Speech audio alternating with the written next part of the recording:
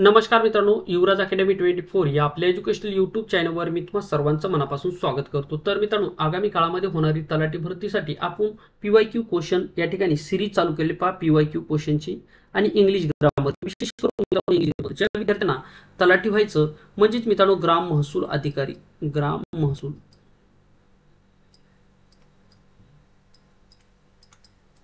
महसूल अधिकारी तर मित्रांनो त्या विद्यार्थ्यांसाठी इंग्लिश ग्रामर हे खूप इम्पॉर्टंट असणार आहे, कारण की मित्रांनो तलाट्याचा रिझल्ट हा मोस्टली करून इंग्लिशवर अवलंबून असतो। त्यामुळे इंग्लिश हा विषय मित्रांनो आपल्यासाठी महत्त्वाचा आहे। त्यामुळे मित्रांनो त्या दृष्टिकोनातून आपण इंग्लिश ग्रामरचे पीवायक्यू या ठिकाणी घेत आहोत। तर पहा आपला पहिला प्रश्न आहे। आता वेळ न लावता व्हिडिओची सुरुवात करूया मित्रांनो। तत्पूर्वी जर तुम्ही चॅनलवर नवीन असाल तर चॅनलला सबस्क्राइब करून ठेवा। पहा पहिला प्रश्न आपला, the following sentence has been divided into 4 segment, select the segment that contain a grammatically error. Grammatically error कुठे का तुम्हाला या ठिकाणी सांगायचे। सेंटेन्स दिलेले आपल्याला, the Shatabdi Express arrives on 6 AM in the morning.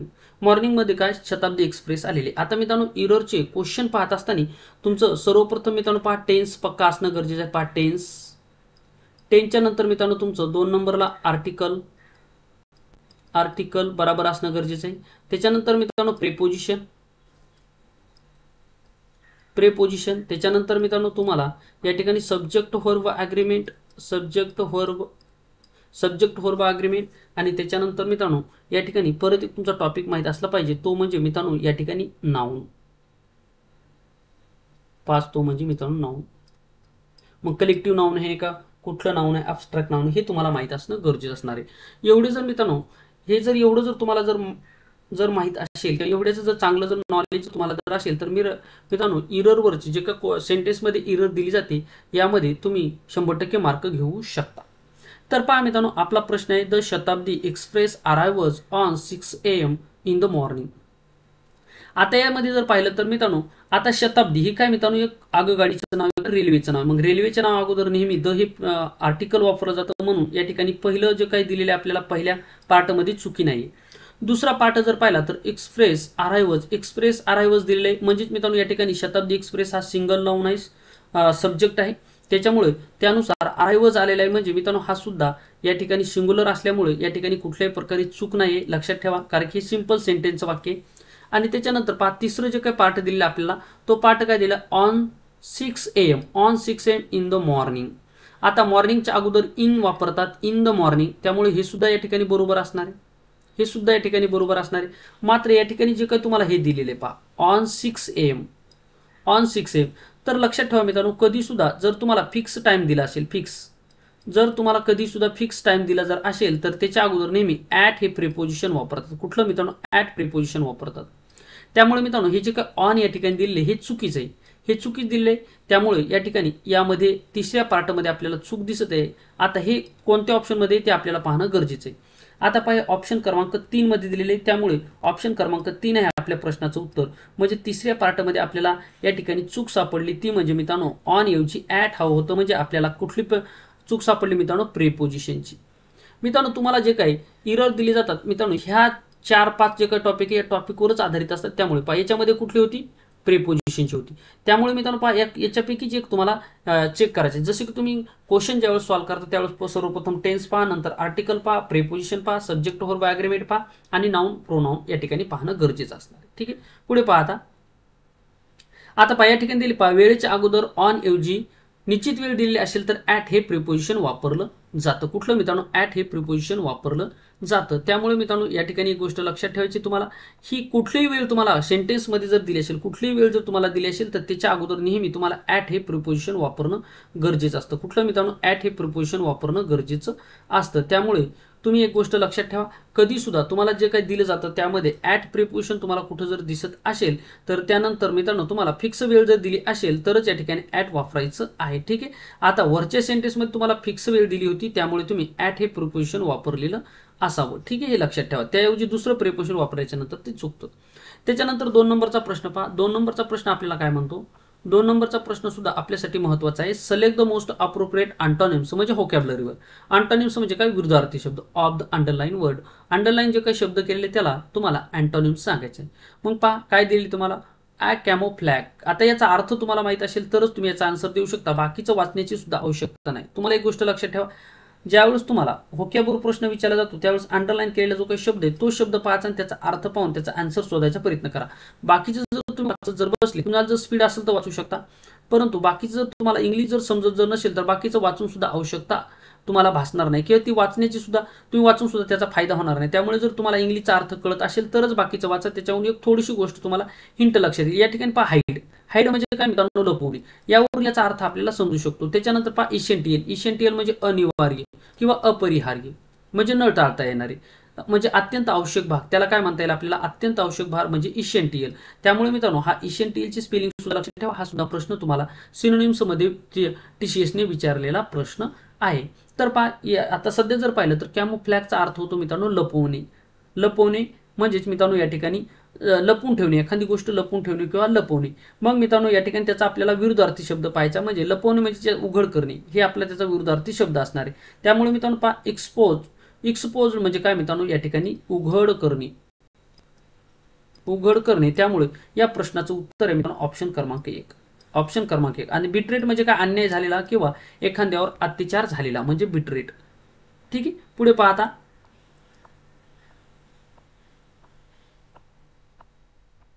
3 नंबरचा प्रश्न पहा. Select the most appropriate meaning of the given proverb. प्रोव्हर्बची तुम्हाला मीनिंग या ठिकाणी सांगायची आहे. प्रोव्हर्बची मीनिंग तुम्हाला सांगायची. प्रोव्हर्ब म्हणजे काय मित्रांनो? म्हण.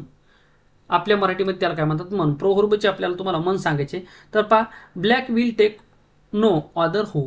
Black will take no other hue. आता याचा अर्थ काय होतो हे तुम्हाला माहित असणं गरजेचं आहे. म्हणजेच मित्रांनो आपल्या मराठीमध्ये एक म्हण पहा,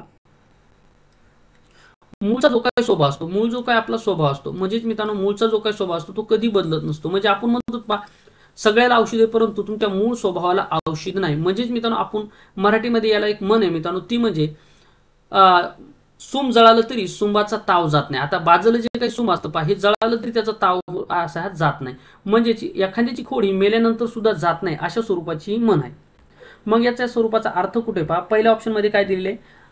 life is what you make it. म्हणजे जीवन हे मित्रांनो आपल्या हातात आहे. आपलं जीवन कसं घडवायचे आपल्या हातात, हे पहिल्या जे काय ऑप्शन आहे त्यावरून आपल्याला कळतं. Life is what you make it म्हणजे लाईफ आपण कशी बनवतो हे आपल्या हातामध्ये, म्हणजे आपण आपल्या जीवनाचे शिल्पकार आहोत असा या पहिल्या जो काय ऑप्शन आहे त्याचा अर्थ होतो. म्हणजेच याचा आणि याचा काही संबंध आपल्याला लागतो का? नाही लागत. 2 नंबरचं पहा decoration does not change the nature of things. Decoration पहा, decoration does not change the nature of things. म्हणजे आपला जो काही मूळचा स्वभाव आहे, आपला जो काही मूळचा गुणधर्म आहे हा बदलू शकत नाही. हा नॅचरली आहे. हा नॅचरली हा आपण बदलू शकत नाही.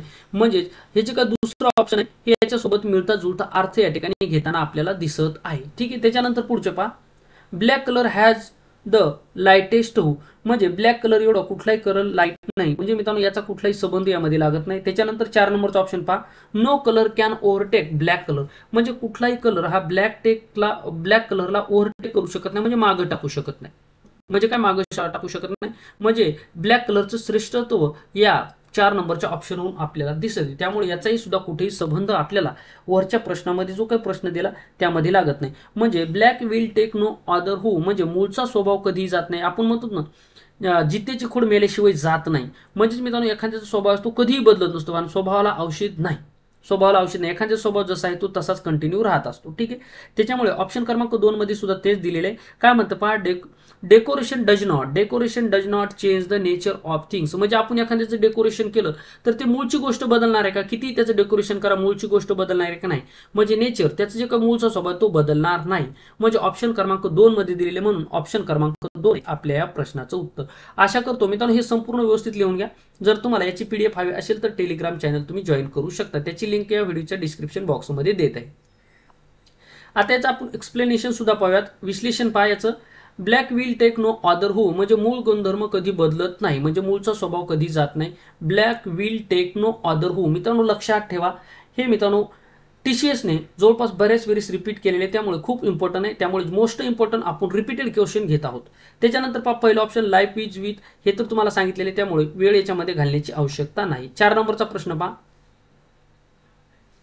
4 नंबरचा प्रश्न आपल्याला काय म्हणतो पहा select the option that express the given sentence in active voice, in and active voice. Active voice आपल्याला या ठिकाणी करायचे. तर पहा काय म्हणतं, पहा या ठिकाणी हे जे काय आपल्याला सेंटेन्स दिले हे सेंटेन्स सर्वप्रथम आपल्याला वाचायचे.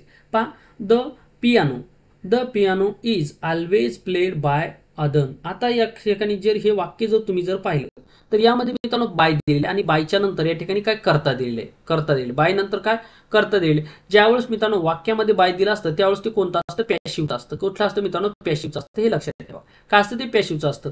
मग हे जर पॅशिव्ह जर या ठिकाणी जर असेल तर आपल्याला याचं काय करायचं, पॅशिव्हचं काय करायचं, ऍक्टिव्ह व्हॉइस करायचं. ऍक्टिव्ह व्हॉइस आणि पॅशिव्ह व्हॉइस म्हणजे पॅशिव्ह आहे म्हणून आपल्याला ऍक्टिव्ह करायचं. जर ऍक्टिव्ह करायचं असेल तर सर्वप्रथम आपल्याला काय करावं लागतं, बायच्या नंतरचा जो काय करताय तो सर्वप्रथम घ्यावा लागतो. आता दिलेल्या पहिल्या ऑप्शन मध्ये सुद्धा सुरुवातीला आहे, नंतरच्या दुसऱ्या ऑप्शन मध्ये सुद्धा आहे, तिसऱ्या ऑप्शन मध्ये सुद्धा आहे आणि चौथ्या ऑप्शन मध्ये सुद्धा आहे. म्हणजे आता चारही ऑप्शन मध्ये स्टार्टिंग या ठिकाणी आदनच झालेली आहे. त्यामुळे या चारपैकी कुठले आपण कट करू शकत नाही. त्याच्यानंतर कशाकडे जायचं पहा, हे जे काही तुम्हाला इज दिसत आहे, हे जे काही तुम्हाला इज दिसत आहे, इज आपल्याला काय सांगतं, इज आपल्याला सांगते प्रेझेंट टेन्स. हा काय सांगतं आपल्याला, प्रेझेंट टेन्स सांगतं. मग प्रेझेंट टेन्स या ठिकाणी जर सांगत जर असेल आणि ठिकाणी पहा प्लेड, प्लेड काय मित्रांनो, हे V3 आहे, हे V3 आहे.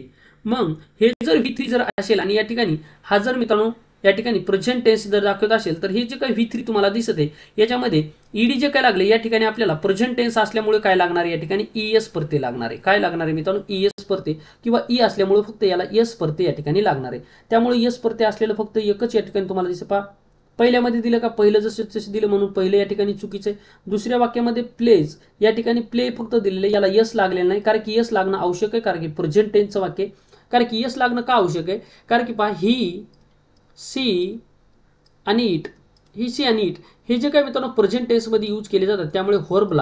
त्यामुळे मित्रांनो व्हर्बला प्रेझेंट टेन्स मध्ये कधी सुद्धा यस किंवा ईएस परते लागत असतो. हे लक्षात ठेवा. आता आदन कशाची, आदन म्हणजे एक व्यक्ती आणि तो कशाचं कार्य करत आहे, हीच, ही म्हणजे तो, त्यामुळे या ठिकाणी प्लेजला या ठिकाणी यस प्रत्यय लागणं आवश्यक आहे. मात्र दुसऱ्या ऑप्शन मध्ये सुद्धा नाही म्हणून दुसरं सुद्धा नसणार आहे. तिसऱ्या ऑप्शन मध्ये जर पाहिलं पहा ऑलवेज आणि प्लेज या ठिकाणी याला यस प्रत्यय लागला हे असू शकतं. त्याच्यानंतर पुढे पहा आदन ऑलवेज प्लेइंग. आता मित्रांनो बीइंग जोपर्यंत पॅसिव्ह व्हॉइस मध्ये बीइंग दिसत नाही तोपर्यंत या ठिकाणी आयएनजी प्रत्यय याला लागत नाही. त्यामुळे हे सुद्धा चुकीचं आहे. म्हणजे ऑप्शन क्रमांक 3 आहे आपल्या प्रश्नाचं उत्तर. अशा प्रकारे मित्रांनो हा प्रश्न सॉल्व्ह करायचा होता. जे काही ऑप्शन आहे मित्रांनो ऑप्शन कट करण्याचा प्रयत्न करा. ऑप्शन मधून कट करण्याचा प्रयत्न जर केला तर मित्रांनो 100% तुम्हाला त्याचे मार्क येऊन जातील. ठीक आहे, पुढचा प्रश्न पाहूयात आता. 5 नंबरचा प्रश्न पहा.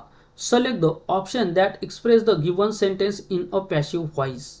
Everyone loves Vishnu. Everyone loves Vishnu. आता या ठिकाणी बाय दिसतं का कुठं तुम्हाला, या वाक्यामध्ये जे काही तुम्हाला प्रश्न विचारले यामध्ये तुम्हाला बाय दिसतं का नाही दिसत. म्हणून हे कोणते वाक्य ऍक्टिव्ह व्हायचे, कोणते मित्रांनो ऍक्टिव्ह व्हायचे हे लक्षात ठेवा.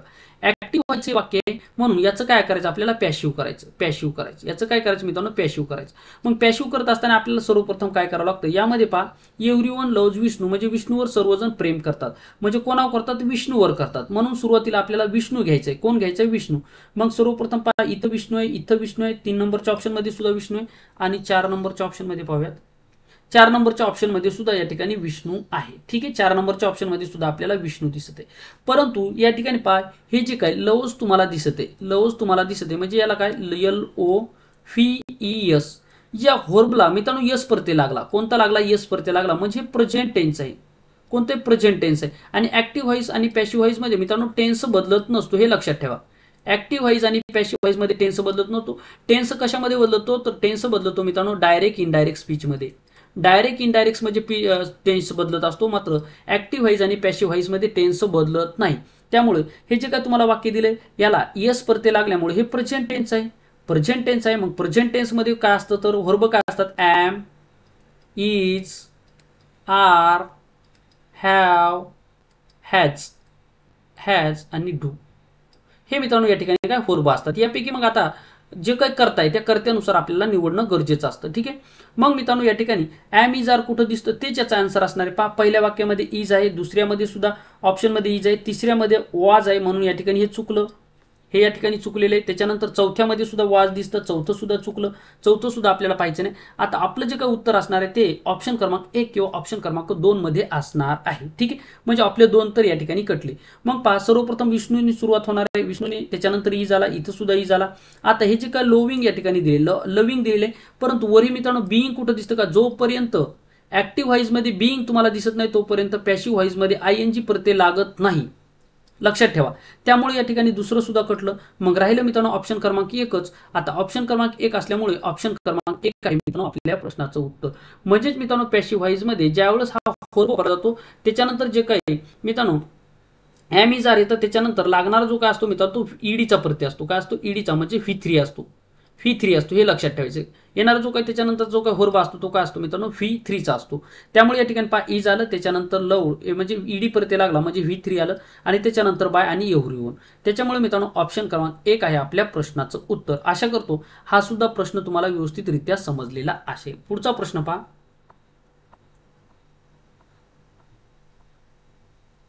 6 नंबरचा प्रश्न.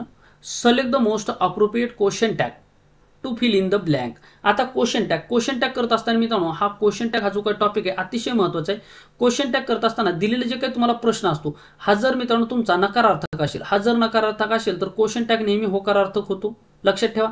आणि जर दिलेला जो प्रश्न जर होकारार्थक असेल तर क्वेश्चन टॅग नेहमी नकारार्थक होतो. आता होकारार्थक आणि नकारार्थक म्हणजे काय? ज्यावेळेस ज्या वाक्यामध्ये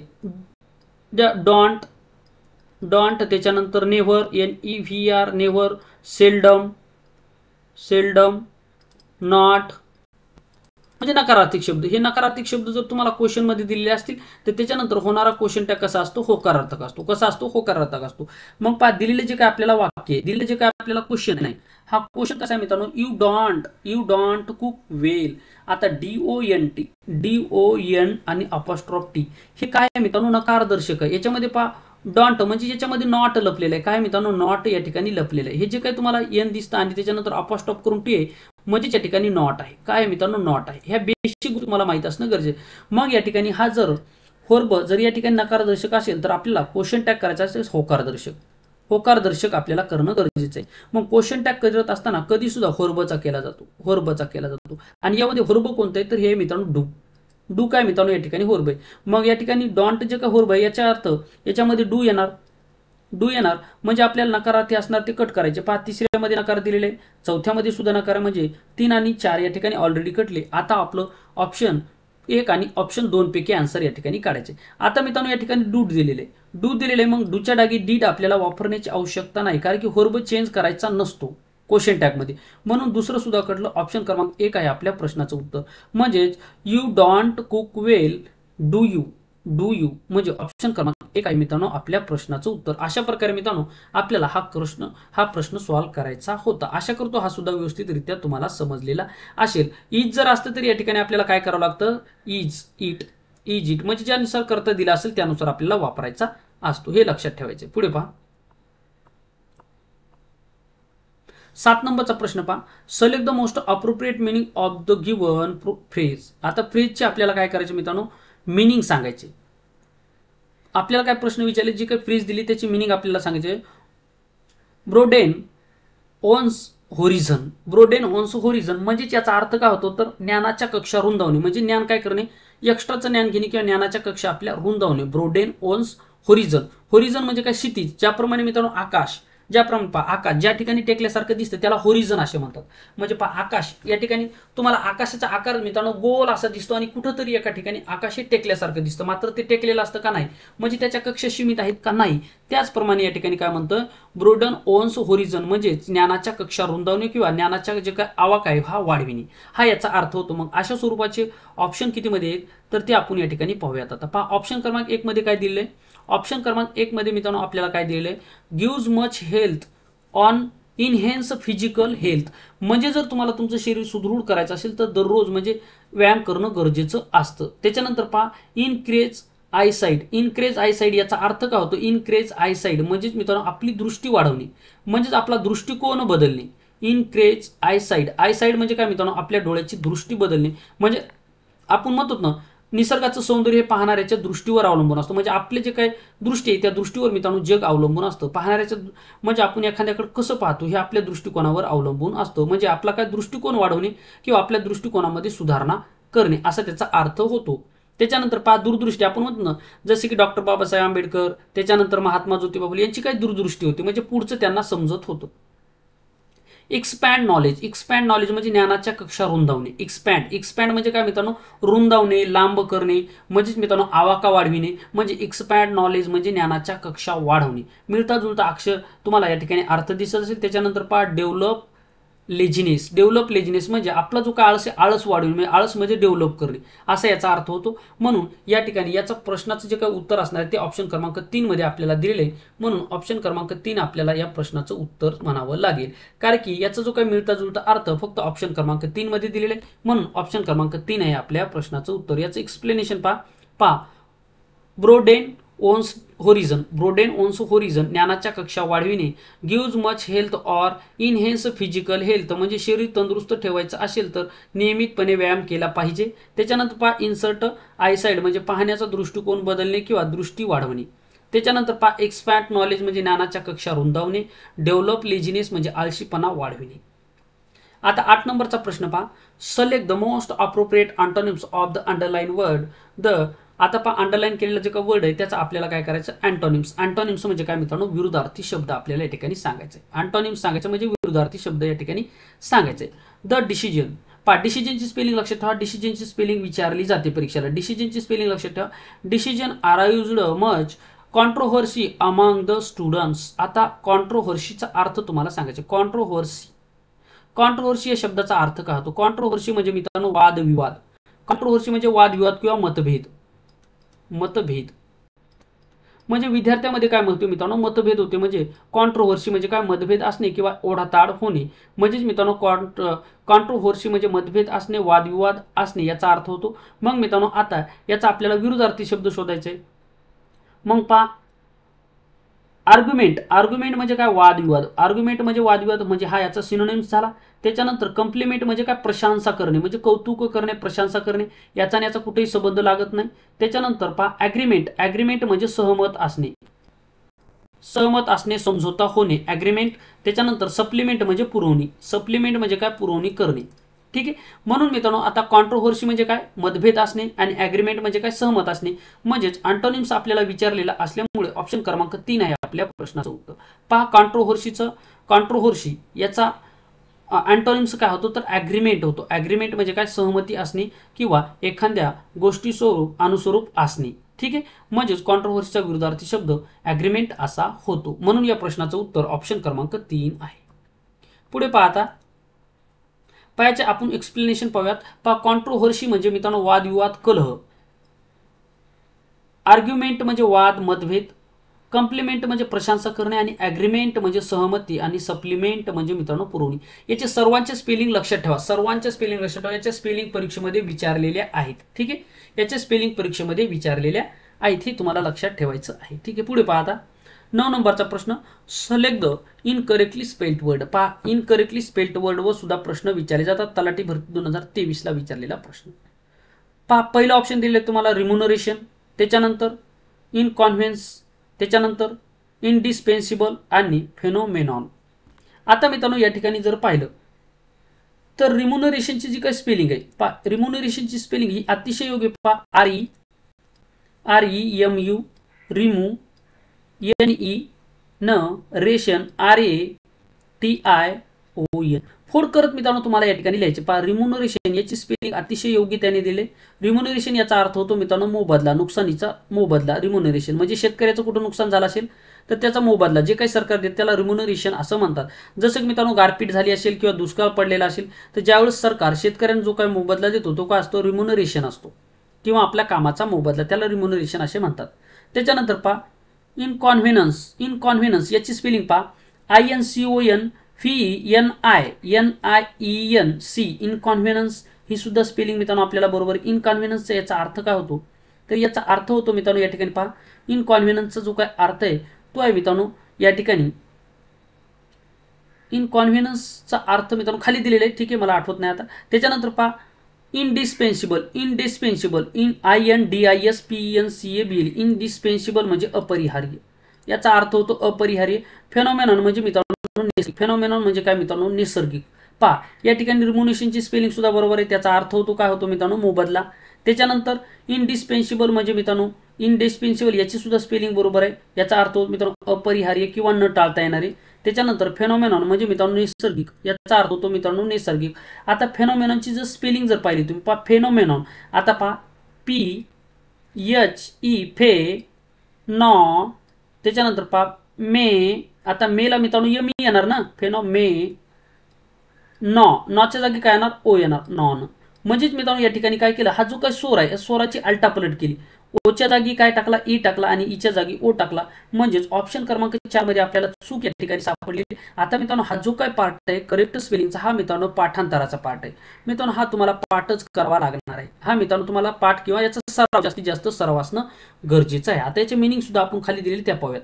पहा रिम्युनरेशन म्हणजे कामाचा मोबदला, नुकसानीचा मोबदला. आणि इनकॉन्व्हिनन्स म्हणजे काय मित्रांनो गैरसोय होणे, दिलगिरी व्यक्त करणे. पहा इनकॉन्व्हिनन्स गैरसोय होणे, दिलगिरी व्यक्त करणे. पहा मित्रांनो एखादी ट्रेन जर लेट आली असेल तर त्या ठिकाणी काय दिलं जातं, दिलगिरी व्यक्त केली जाते. मग त्याला काय म्हणतात इनकॉन्व्हिनन्स, INCONVENIENC, इनकॉन्व्हिनन्स. लक्षात ठेवा INCONVENIENC हे लिहून घ्या मित्रांनो, वाटल्यास ह्या स्पेलिंग लिहून घ्या आणि याचा वारंवार सराव करा, ह्या परीक्षेला विचारले जातात. आता इनडिस्पेन्सिबल, इनडिस्पेन्सिबल म्हणजे अपरिहार्य न टाळता येणारी गोष्ट, म्हणजे जसं की मरण हे अटळ आहे. ठीक आहे, इनडिस्पेन्सिबल. डेथ इज इनडिस्पेन्सिबल म्हणजे डेथ म्हणजे मरण हे काय मित्रांनो इनडिस्पेन्सिबल आहे किंवा अपरिहार्य आहे.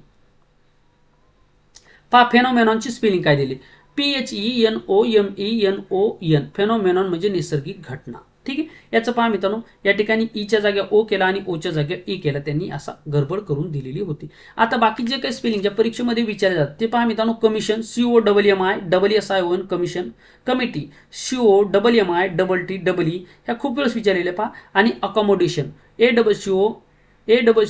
AWOMODATION, अकोमोडेशन म्हणजे राहण्याचं ठिकाण किंवा निवासस्थान. ठीक आहे, कमिटी म्हणजे मेंबरची जी काही कमिटी असते त्याला कमिटी म्हणतात.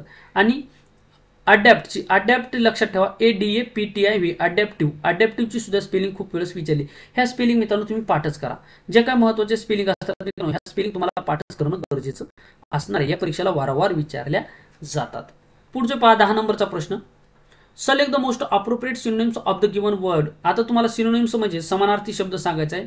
शब्द काय दिले मित्रांनो पहा, मॅमोथ शब्द दिले मित्रांनो मॅमोथ. पहा कधी न वाचलेले शब्द तुम्हाला TCS विचारत. पहा MAMMOTH याची सुद्धा स्पेलिंग लक्षात ठेवा. प्रत्येक शब्दाची स्पेलिंग, जे शब्द तुम्हाला असं वाटतं की इम्पॉर्टंट आहे किंवा याची स्पेलिंग थोडीशी आपल्याला गोंधळामध्ये टाकणार आहे त्याच्या स्पेलिंग तुम्ही पाठ करण्याचा प्रयत्न करा. MAMMOTH. मेमोथ म्हणजे काय मित्रांनो फार मोठा, विशाल, फार मोठा. याचा अर्थ काय होतो मित्रांनो विशाल, विशाल, फार मोठा, फार मोठा, मोठा, याचा अर्थ असा होतो. तलाठी भरती 2023 ला विचारलेला प्रश्न. आता पहा त्याचा पहिला ऑप्शन काय दिले आपल्याला, enormous, enormous ENORMOUS, enormous. Enormous म्हणजे मित्रांनो विशाल, विशाल, विशाल, विशाल म्हणजे काय मित्रांनो फार मोठा, फार मोठा. ठीक आहे, हाच सिनोनिम्स असणार आहे. त्याच्यानंतर पहा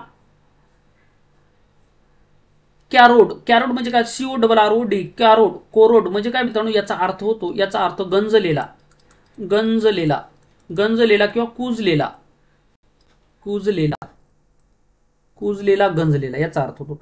फेड म्हणजे, फेड म्हणजे काय मित्रांनो आता FAD, फेड म्हणजे, फेड या शब्दाचा अर्थ काय होतो ते आपण पाहूयात. इनलाइटिंग, इनलाइटिंग म्हणजे काय होतो इनलाइटिंग, इनलाइटिंग या शब्दाचा अर्थ काय होतो मित्रांनो इनलाइटिंग या शब्दाचा अर्थ काय होतो याचं सुद्धा आपण खाली विश्लेषण मध्ये पाहूयात. आता पहा याचं जर पहा, मॅमोथ म्हणजे विशाल मोठा, इनॉर्मस म्हणजे सुद्धा विशाल मोठा किंवा अवाढव्या. त्याच्यानंतर कॅरोड म्हणजे गंजलेला, झिजलेला. त्याच्यानंतर पहा फेड म्हणजे फिका पडणे, कमी दर्जाचा. पहा फेड म्हणजे काय फिका, कमी दर्जाचा. फेड म्हणजे काय मित्रांनो फिका किंवा कमी दर्जाचा, त्याला आपण फेड असे म्हणतो. पहा कमी दर्जाचा असणे किंवा कमी पडणे त्याला आपण फेड असे म्हणत असतो. आता इनलाइटिंग म्हणजे काय ज्ञानवर्धक, ज्ञान मिळण्याची गोष्ट. इनलाइटिंग म्हणजे काय मित्रांनो ज्ञान मिळणारी गोष्ट किंवा ज्ञानवर्धक असलेली गोष्ट, त्याला इनलाइटिंग असे म्हणतात. आता मित्रांनो हे जे काय तुम्हाला मी शोधून मित्रांनो याचे जे काही समानार्थी विरुद्धार्थी शब्द हे जे काही मित्रांनो तुम्हाला मी विचारलेले आणि त्याचं जे काही विश्लेषण दिले हे विश्लेषण आपल्यासाठी परीक्षेसाठी खूप इम्पॉर्टंट असणार आहे.